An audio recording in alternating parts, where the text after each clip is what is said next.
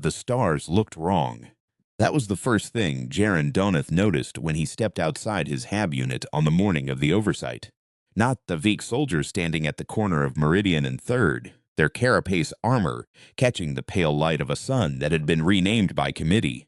Not the banners, dark red, textured like dried blood, stamped with the Veek Collective's 8-pointed sigil, draped from every public building from the water processing tower to the children's learning block.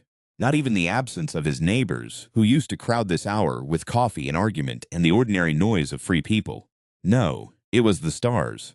They dimmed the orbital reflector array when they took the colony, said it wasted spectral resources needed for agricultural yield projection. Now the mornings came in flat and gray like old photographs. Jaron stood on his front step and breathed the recycled air of Covenant Station and thought, I should have been at the Civic Defense meeting 3 months ago.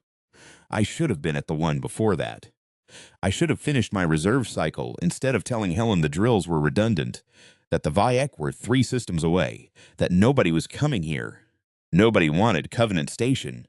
It was a mid-tier agricultural colony on the outer rim of the Delvani corridor, producing grain byproduct and machine parts and nothing of strategic value. He'd said those exact words. Helen had looked at him with her particular expression. Not anger. Something quieter and more permanent than anger, and he had gone bowling. He was not at bowling now. A Veek patrol rounded the corner. 4 soldiers, their exoskeletons moving with that unsettling smoothness, leg joints bending the wrong direction, heads too wide for their necks. The lead one, an overseer identifiable by the gold stripe on its collar segment, fixed Jaron with 2 of its 6 eyes. The other 4 were already scanning down the street. Civic hour begins at the 7th bell, it said, through the translation module clipped to its thorax. The voice that came out was a flat human baritone, borrowed from some database somewhere. You will present at Meridian Square. Jaron said nothing. Saying nothing had become a skill he was cultivating. The patrol moved on. He went inside and ate his allocation. Grain cake, protein paste, half a cup of a hot beverage that the Vyek called sustenance tea and that tasted like floor, and tried not to look at the empty chair where his daughter, Lena, used to sit before they'd transferred her to the Agri Collective 3 weeks ago. He tried not to think about her hands, which had been soft, which had played piano badly and joyfully, until the Vyek had cataloged the instrument as non-essential and put it in a storage pod. He tried. He was getting worse at trying. The civic hour was the part of each day Jaron hated most precisely because of how ordinary it was made to look. The square had been cleared of its old fountain. A silly thing, just water going in circles. But people had sat by it and eaten lunch and let their children put their hands in the basin and replaced with a raised platform and tiered seating in concentric rings. The Vyek had very specific ideas about concentric rings. Their architecture was all circles within circles, hierarchies made spatial. Sit where you are assigned. Do not move between rings without authorization. Jaron sat in Ring 4, which was mid-colony, neither the outer ring of manual laborers nor the inner ring of those who'd taken collective roles. His neighbor Petrus sat beside him, a big, slow-moving man who'd run the colony's machine shop and who now ran it for the Vyek at twice the hours and half the allocation. Petrus did not look at Jaron. Most people had stopped looking at most other people. It was a habit of occupation, learned fast. The overseer who presided over Meridian's sector, Jaron did not know its individual designation, thought of it only as the overseer, stood on the platform and spoke about yield adjustments. It spoke about the grace of the collective in providing caloric sustenance beyond survival minimums. It spoke in its borrowed human voice about the inefficiency of individualist governance structures and the proven superiority of coordinated resource allocation. It spoke for 40 minutes. Jaron looked at his hands. He had hands that had built things. He'd worked agricultural systems engineering for 11 years on this station, had spent 2 years before that in the Colonial Reserve learning how machinery talked to other machinery, how systems interlocked, where the pressure points were. He had a specific and detailed understanding of how Covenant Station worked. The Vyek had reviewed his file and assigned him to maintenance crew because his technical classification matched the role, and they did not waste resources. He was not supposed to use that knowledge for anything other than maintenance. He thought about it anyway. He found Petrus after the civic hour, in the shadow of the machine shop's north wall, where the surveillance nodes had a gap of about 4 meters due to a mounting bracket that had corroded and hadn't been replaced. Jaren had noticed the gap on his third day of maintenance duty. He had not reported it. Lena, Jaren said. Petrus looked at him. They've had her 3 weeks. The collective runs 12-hour cycles. She doesn't have the calluses for field work. She's going to injure herself. And when she does, they'll reclassify her to a lower priority care tier. Jaren said it quietly. Not because he was afraid, exactly. Because it was the kind of thing you said quietly. I'm going to get her back. Petrus was quiet for a long moment. He had a son in the collective, too. Everyone in Ring 4 had someone in the collective. You're going to need the tunnels, Petrus said finally. Jaren nodded. He'd known about the tunnels for a week. Old maintenance shafts, preoccupation, running under the station's eastern quarter. The Vayak survey had missed them because they'd been decommissioned and sealed before the takeover and didn't appear in the active infrastructure database. Jaren had found the access point behind Water Recycling Unit 7 during a routine inspection. He had again not reported it. Not reporting things was becoming his primary act of resistance. There's something else, Petrus said. He was looking at the ground. Moret from the inner ring, he said the name carefully. She's been coordinating. There are others. Jaren looked at him. Not just getting people out, Petrus said. Something larger. The air between them was quiet. Through the wall of the machine shop came the sound of the Vayak's machinery, running at the Vayak's pace, doing the Vayak's work. And Jaron thought about the piano in storage, and the fountain that used to make water go in circles for no reason, except that it was beautiful, and the stars that no longer shone right. Tell me about Marit, he said. She was younger than he expected, which was the first thing. Late 20s, maybe. She had the look of someone who'd been in the inner ring long enough to know what it cost, which was the second thing. She'd taken a collective administrative role, liaison for colony collective resource communications, which gave her access to information flow that most of the station never saw. She'd used it. They met in the tunnels. 5 of them the first time. Jaron, Petrus, Moret, a woman named Cass who'd been the colony's physician before the Vayak restructured the medical program, and a young man named Davin who worked communications array maintenance and who Jaron had seen around but never spoken to. They stood in the dark with handlights and talked in low voices about what was possible. They don't understand how we think about time, Moret said. The tunnel smelled of old metal and recycled air, and her voice had a steadiness in it that Jaren recognized.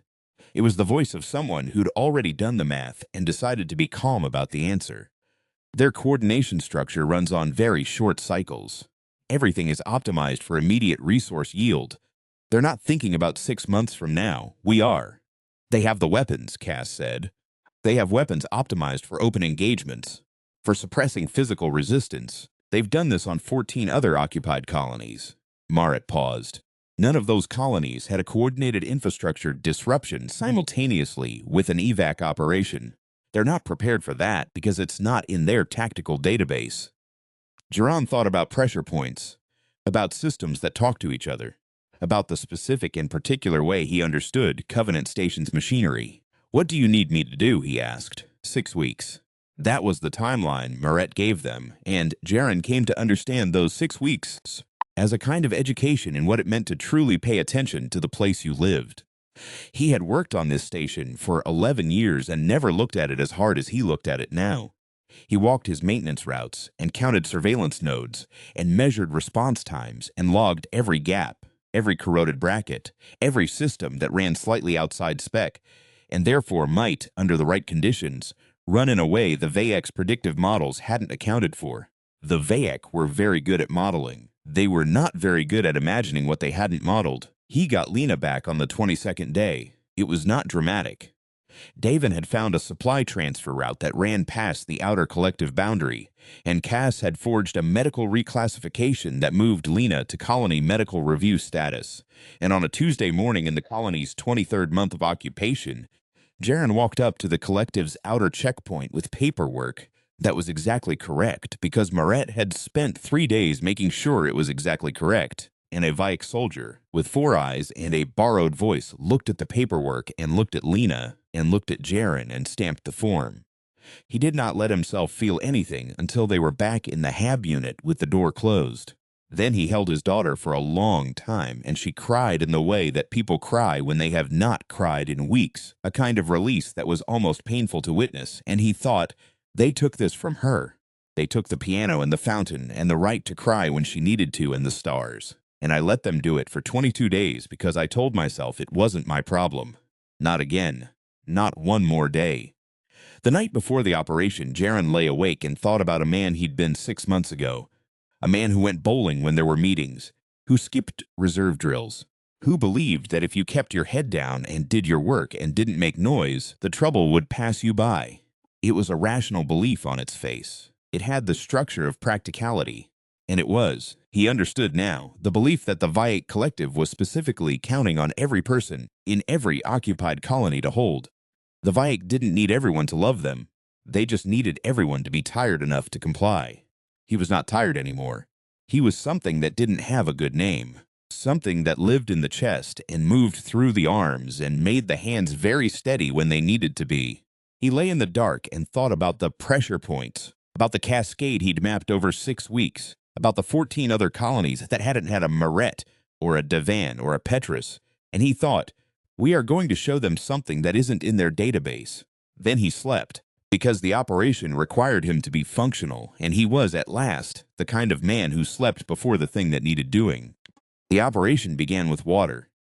Covenant Station's water recycling system was the circulatory system of the colony. Everything depended on it, including the Vaic's own operational infrastructure.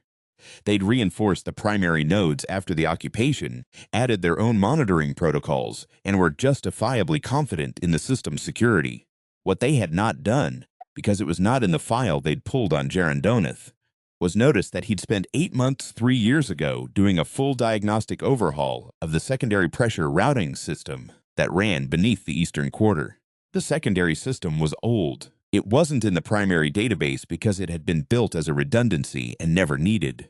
Jaron knew it the way he knew his own hands.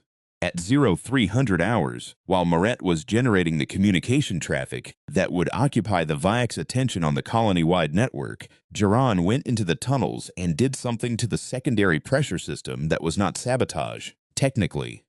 It was more like a conversation. He asked the old pipes a question they'd been waiting 11 years to answer. The eastern quarter lost water pressure at 03112. The Vaic response was exactly what Maret had predicted. Systematic, hierarchical, resource-intensive. They pulled maintenance coverage from the northern sector to run their diagnostic protocol. They notified their orbital command. They initiated a colony-wide sensor sweep. All of it was exactly correct. All of it was exactly what their tactical database recommended.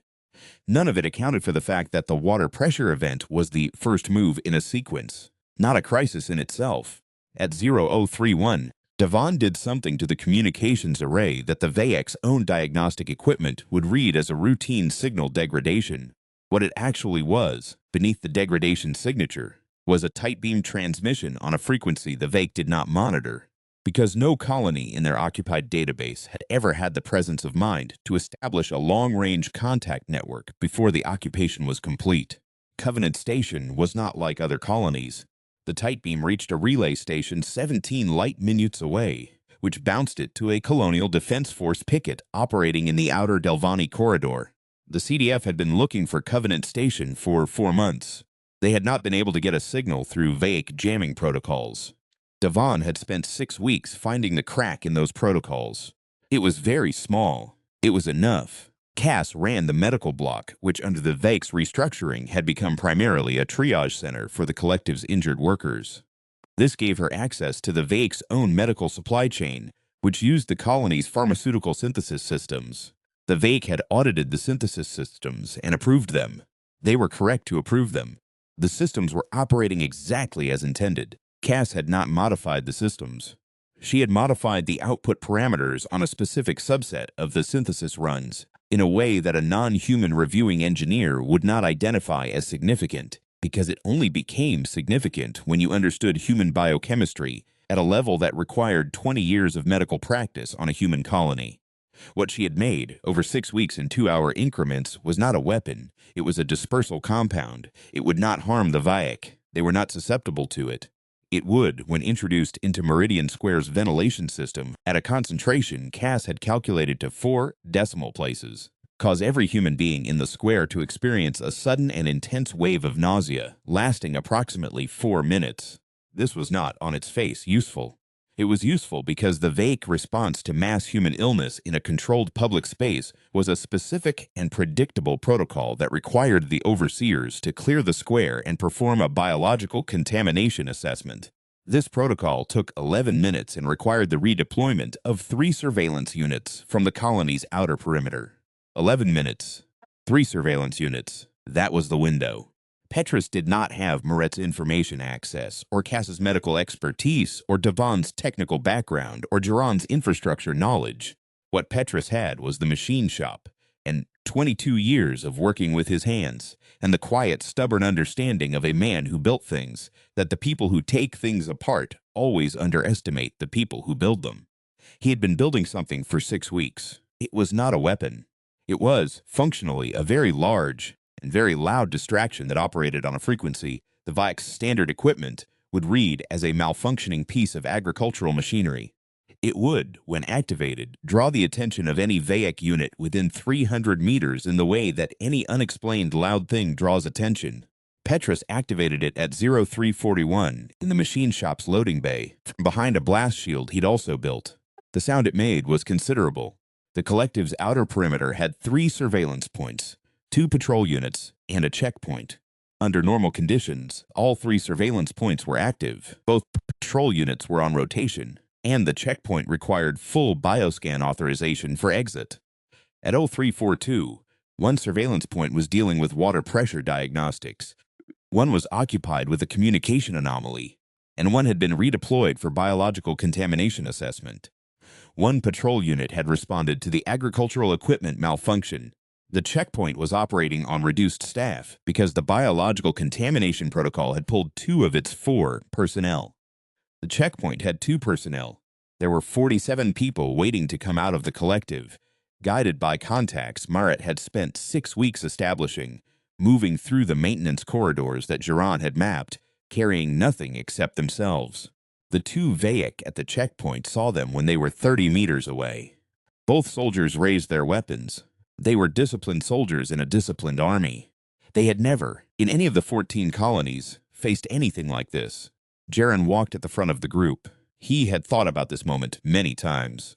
He had imagined it with fear, and imagined it with fury, and imagined it with many things he did not have names for. When the moment came, he found that what he felt was very simple. He felt like himself.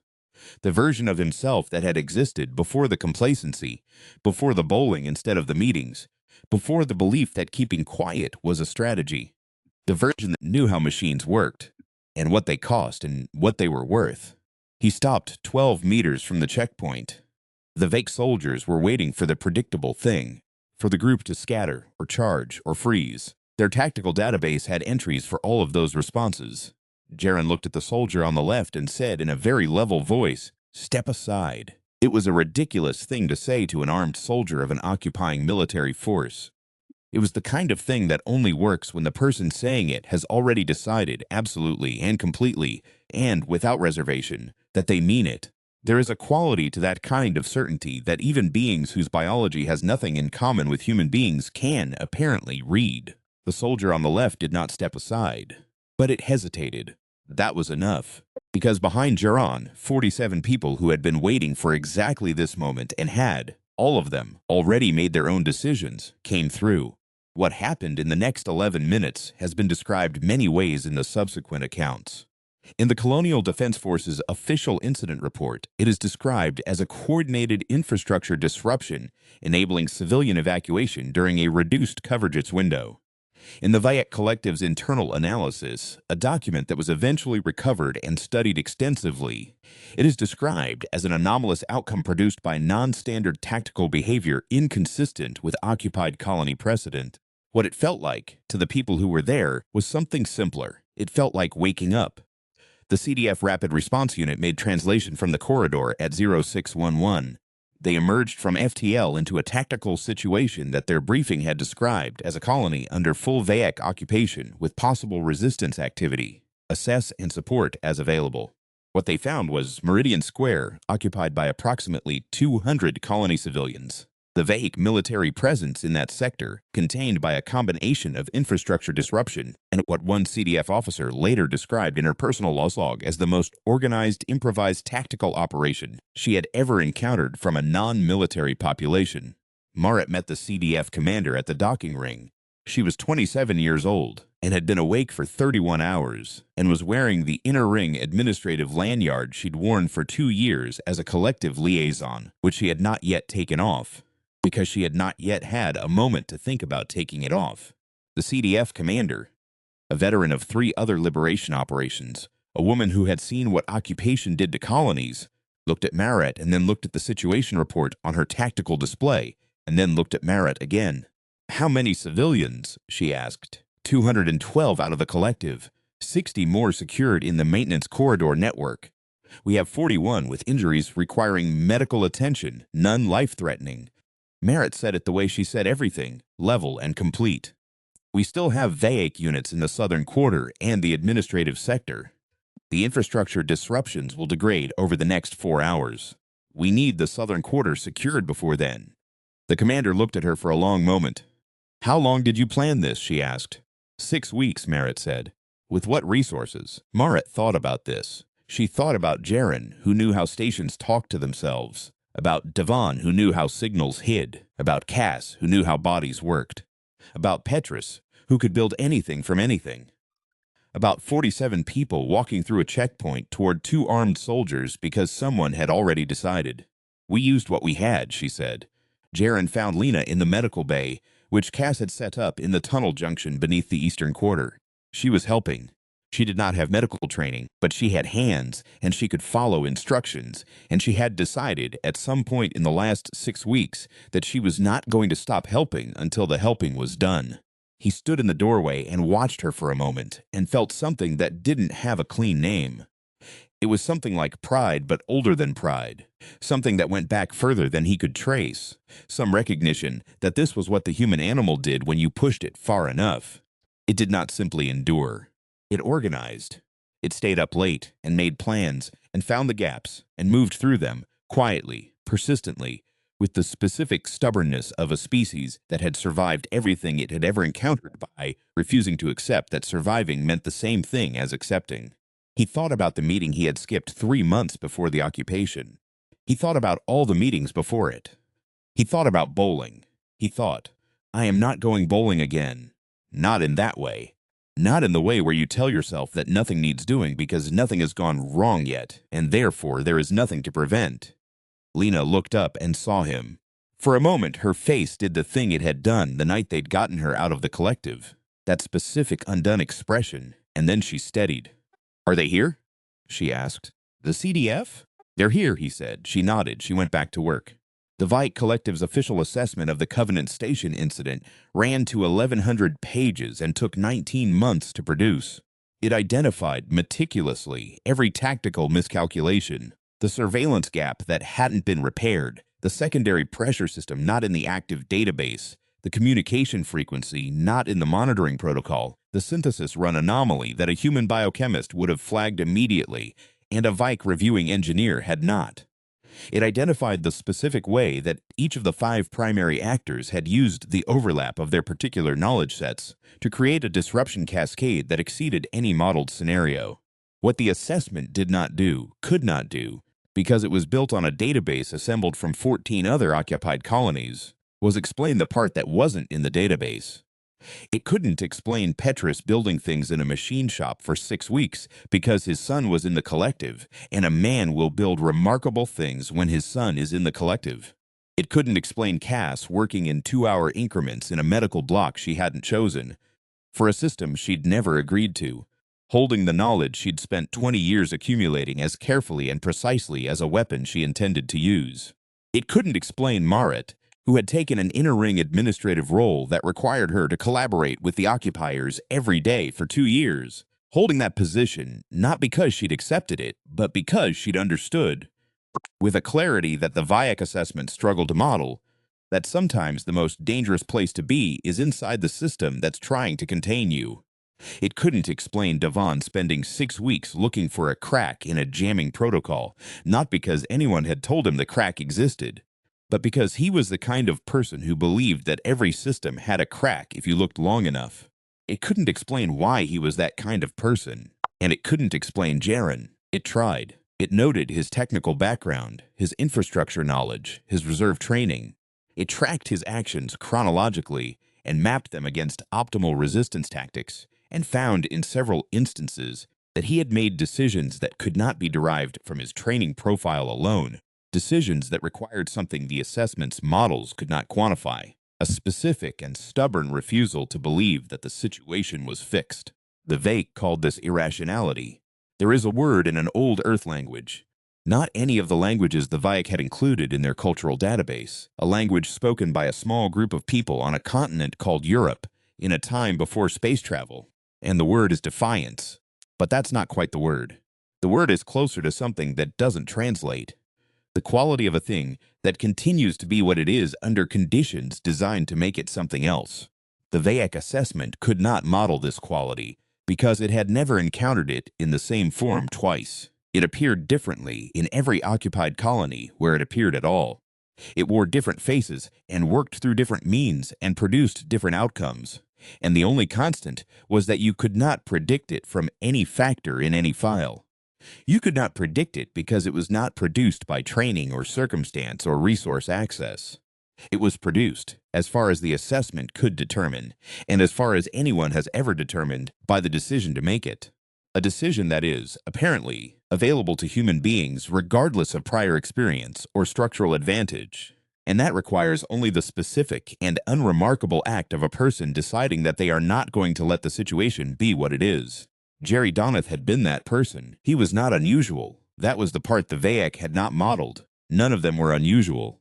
3 weeks after the liberation of Covenant Station, when the CDF had secured the last of the Vayak military positions, and the colony was beginning the long work of learning how to be itself again, someone found the piano. It was in Storage Pod 17, along with 63 other objects classified as non-essential, including 2 recreational sports sets, a set of children's books in 4 languages, several framed photographs, and the brass components of the fountain that had stood in Meridian Square. They brought the fountain back first. The water went in circles again. People sat by it. Lena's hands were different than they'd been before the collective. Calloused in new places, careful in a way they hadn't been before. But they still knew the piano. She played in the evenings, badly and joyfully, and Jaran sat in the next room and listened, and the sound moved through the walls of the Hab unit the way that sounds do when they mean more than they are. Outside, the orbital reflector array had been recalibrated. The stars looked right again. He had not skipped a civic defense meeting since the operation, would not skip one again. He knew now what the meetings were for, not for the comfort of feeling like you'd done something, for the maintenance of the thing that made the doing possible. Vigilance was not dramatic. It was boring, usually. It was bowling replaced by meetings, comfort replaced by attention, the ordinary preference for ease replaced by the ordinary discipline of caring about what you claim to care about. He sat in the room next to the piano and listened to his daughter play, and thought about 14 other colonies that had not had this. Thought about the ones that might, in the future, be in the position Covenant Station had been in if the people in those colonies were like the person he'd been before. He thought, I'll go to the meetings. And he thought, I'll make sure other people know why. It was not a dramatic resolution. It was the resolution of a man who had learned something and intended to act accordingly, which is the most reliable kind. Outside the window, the stars, his stars, their stars, the stars above the place he had built his life and intended to keep building it, burned steady and bright, and the fountain made its small circle in the square, and the colony lived.